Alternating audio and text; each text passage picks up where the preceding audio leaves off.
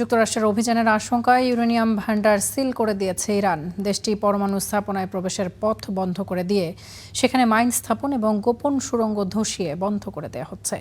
এছাড়া মজুদাগারে প্রবেশ পথগুলোতে বিস্ফোরক মাইন রেখে পোতা হচ্ছে বুবি ট্র্যাপ। এমন চাঞ্চল্যকর তথ্য প্রকাশ করেছে মার্কিন সংবাদ মাধ্যম CNN।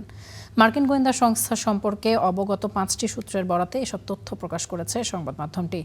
প্রায় আধা টন ওজনের এই উচ্চ সমৃদ্ধ ইউরেনিয়ামের কাছে যাওয়া এখন অনেক বেশি কঠিন, বিপজ্জনক এবং সময় সাপেক্ষ হয়ে পড়েছে।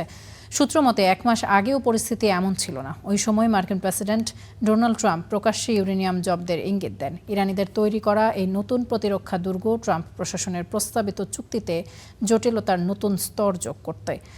তেহরানের সঙ্গে এই চুক্তির মূল লক্ষ্য ইউরেনিয়াম অপসারণ এবং ধ্বংস করা।